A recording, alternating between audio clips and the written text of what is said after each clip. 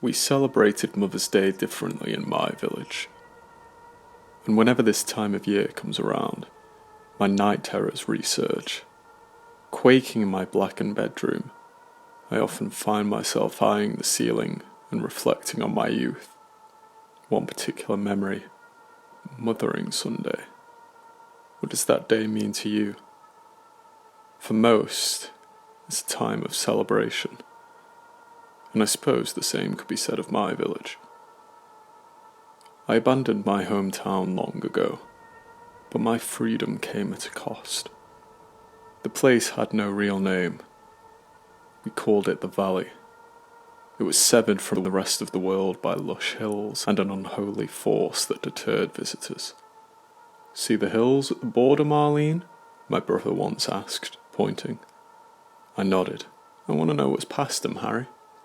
My older brother tousled my unkempt, curly blonde locks of hair. "Something better than this, kid. Come on. Mum's waiting." "Which one?" I timidly queried. Harry frowned. "Our mother, Marlene." It was Mother's Day 2004, the day I tried to forget. I was only 9 years old. My brother must have been 18 or 19 at the time. He assumed the role of my father, a responsibility that must have weighed heavily on his shoulders. I never met my real dad, but Harry told me that he wasn't a good man. As the midday sun beat against the tarmac, scorching my shoeless feet, my brother and I sprinted through our idyllic town. We passed townsfolk in white garbs, dressed for the Mothering Sunday festival. They smiled pleasantly at us, but it was false pleasantry. Every year, on that day, a shadow hung over the town. Friends and families were bewitched by Mother, the Mother. Priest Hansen told me that Mother was simply the valley's symbol for nature itself, but I knew he was only saying that to still my anxious thoughts. Mother was real. Not human, but real. She lived in the rocky cliffside at one edge of town. Children would dare each other to enter the mouth of her cave, but nobody could. An unseen force stopped us. "Make sure you tend to Lucy," Harry said. I sighed and walked around the side of our house, heading to the stable to feed Lucy. She was our ploughing horse on the farm, but we sometimes used her as town transport. We didn't have modern technology in the valley. Our village was trapped in a bubble of time. There was a rusty husk of a car on my neighbour's driveway that had belonged to his grandfather, from the days before Mother, when townsfolk could still travel beyond the hills. She must have arrived at some point in the mid-20th century. Mum, my real one, emerged from the back door of our house and smiled at me. She looked as crooked as every other villager on Mothering Sunday, but there was a shimmering tear in the corner of her eye, as if her lips were being paranormally puppeteered into that ghastly grin. It was as if my real mother were hiding behind that horrible face. "Are you excited for the parade, sweetheart?" Mum asked. I buried my head in Lucy's neck. "I want to celebrate with you at home, Mum." She tutted, striding over to me. "Shame, Marlene. All in the valley must honour Mother on this sacred day." "But you're my mother," I said. Without a moment's hesitation, she slapped me across the cheek. I shrieked and looked into my mum's eyes. They had widened, and her lips were quivering. She wasn't in control of her body. Not on that cursed day. I knew that. "Help your brother with the food," she ordered. Massaging my stinging cheek, I scurried past my mum and only allowed myself the luxury of crying once I'd entered the house. I called for Harry. "What's wrong?" my brother asked, appearing at the top of the stairs. "Mum hit me," I whimpered. Harry smiled for a second, then he shook his head. He had finally come of age, and Mother's spell only seemed to work on the adults in town. Children hated the festival. No, it was worse than hate. We feared it. "You're not wearing your dress," Harry said. "Quickly, we have to bring the food to the market by 1 o'clock. I begrudgingly rushed upstairs, choosing to ignore the sinister expression I'd glimpsed on my brother's face. Hanging on my bedroom door was an atrocious white dress. Something a ghoul in a haunted house would wear. But I slid it over my head, as I was frightened of incurring Mum's wrath, and I helped my brother carry boxes of fruit and vegetables out of the house. We joined a procession of excitably chattering people. Everybody moved towards the heart of the village, gathering in the grassy town square. Bunting hung from all 6 corners of the centric gazebo, stretching towards Victorian lampposts. "Mother knows best," the crowd sang in unison. I walked over to some of my school friends, and we meekly joined the choral chanting. It wasn't much of a song, just those same 3 words, repeated tirelessly in a dissonant, disjointed melody. As I talked to Brandon, one of my closest friends, about the weirdness of the festival, his mum rushed over to us. "Happy Mother's Day, Marlene," she jubilantly cried. I feigned a smile. "Happy Mother's Day, Mrs. May." "You and Brandon would be a heavenly coupling.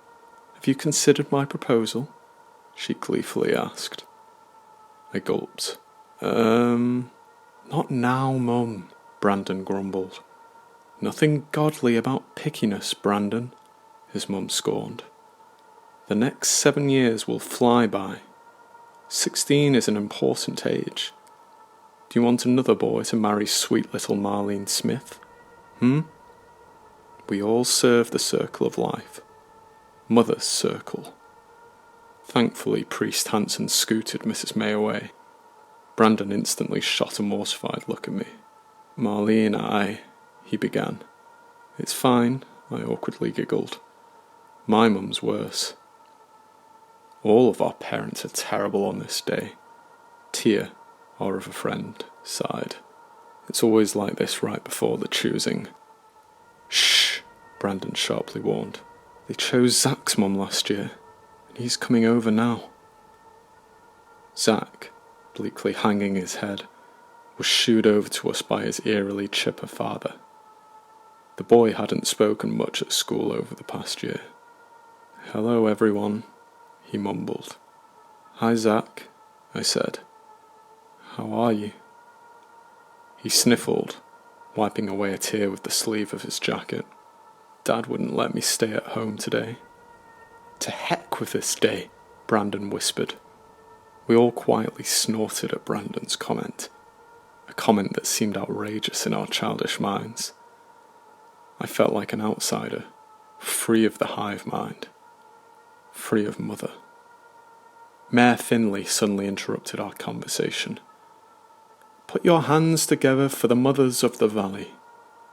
He welcomed a procession of mothers, 100, I'd say, onto a large wooden platform beside the gazebo. The villagers applauded the mothers, clapping so loudly that I thought their palms might blister. Harry walked over and put his arm around me. "It's going to be okay," he promised. We watched our mum, who was donning the same white dress as every other woman on the stage, as she joined the lineup of mothers. "Congratulations to those of you who gave birth this year. You have the immense privilege of being nominated for the choosing. But old and new, all mothers are honoured on this sacred day," the mayor stated. "And we are all children of the Mother." "Mother knows best," grown-ups chanted. "Yes, she gives and we take," the mayor said. "We are not worthy, which is why, every year, we must honour her on this holy day. We must feed her maternalism, so her boundless love does not wane. A mother must be sacrificed to Mother." "You know, I heard that little Johnny tried to run away last week," Tia whispered to me. "He passed out before he could reach the hills, of course." "Nobody ever makes it past the hills," Brandon gulped. Mr. Johnson, the local shopkeeper, shushed us, and he wore the same sickening look of unwavering adoration as every other adult. "The choosing is a fair process," the mayor said. "I will draw a name, and Mother shall have her offering." The villagers waited in complete silence for Mayor Finley to pluck a name from a worn hat. He produced a small slip of paper, unfolded it, and nodded his head. "Juliet Smith," he announced. As a roar of joy erupted in the crowd, my friends looked at my blood-drained face. My brother clutched me tightly as I started to wail inconsolably. "Harry, don't let them take her." But when I looked up at my brother, he was smiling. There were tears in his eyes, revealing his true emotions, but his face told a different story. The demented look of joy filled me with horror, as did his absent-minded eyes, which locked onto mine. "Mother knows best," Harry said, grinning. Brandon restrained me as I tried to run towards my mother, but I never would have reached her. The crowd of celebrating villagers lifted her into the air, and Harry joined them. Seeing him robotically merge with the herd instilled me with sorrow and terror in equal measure. Only my childhood friends retained their humanity. Only we were spared the influence of Mother's captivating spell. We followed the crowd along a series of streets, over the ravine, and towards the cliffside, stopping before the lightless hovel in which Mother was said to live. "The Witch's Cave," Tia whispered. Zach, the only friend who understood my pain, placed a sympathizing hand on my shoulder. "I'm sorry, Marlene. I'm so sorry." I didn't utter a word. I simply watched as my mother was delicately lowered by the crowd at the mouth of the cave. She didn't say goodbye to Harry or me. She simply joined the chanting of the hypnotized townsfolk as she vanished into the darkness. "Mother knows best." The crowd quickly dissipated. An hour or so later, my friends also left. Brandon stayed with me until the sun started to set. "I can't stay any later," he apologized. "My mum would kill me. If you want to stay at my house, I'll be fine," I coldly interrupted. As night blanketed me, I watched the cave entrance with teary eyes. And then the most terrible thing happened. I heard my mother's voice. Her scream echoed from the depths of the cavernous pit, but it was the following noises which would haunt my dreams for years to come. Crunching, snapping, and something else. "I see you." The ghastly whisper seeped directly into my ear, but I twisted my head to find nobody there. It had been a woman's hoarse voice, but it didn't sound human, or earthly for that matter. It was Mother, the witch. I knew it. When I turned to face the cave, I saw something which horrified me. A pair of eyes in the black void. 2 white spheres with faded yellowing pupils. I screamed again, but Mother quickly shushed me. "Run along now," she whispered. I screeched most of the way home, stopping only when my voice box finally failed me. And when I entered our home, I found my brother sitting at the kitchen table in the darkness. I lit a candle, illuminating his horribly smiling face, but there were tears streaming down his cheeks. I knew he was still in there. "Harry," I cried, "Mum's gone." He quietly looked up at me, smile painting his shivering face. Then he tapped his finger on a piece of paper. He was wrestling with Mother's control. I walked over to the table and read the words he had written. "Take Lucy beyond the hills. Tie yourself to her reins. She won't faint." I looked at Harry. "I won't go without you," I cried. He tapped more furiously on the paper. His grin seemed to grow more sinisterly jaunty by the second, proving the point he was trying to make. He belonged to Mother. It was too late for him, but it wasn't too late for me. I ran to each of my friends' houses, telling them my plan. One by one, horrifyingly, they refused me. Even Brandon, and he said something I'll never forget. "Oh, Marlene, the grass isn't greener beyond the hills. Mother knows best." And when he seized my wrist, I realized something. None of us were safe from Mother's spell. Age meant nothing. I wrenched myself free of my friend's grip, darted home, and hurriedly strapped myself to Lucy's back.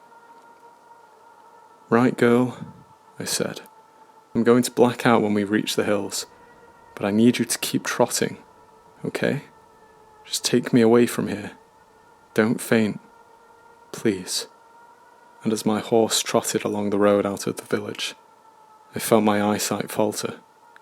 The colours of my surroundings seemed to merge together. The moon swirled, dividing into two beaming orbs that reminded me of Mother's eyes. She was watching me, and I attempted to scream as the world faded to black.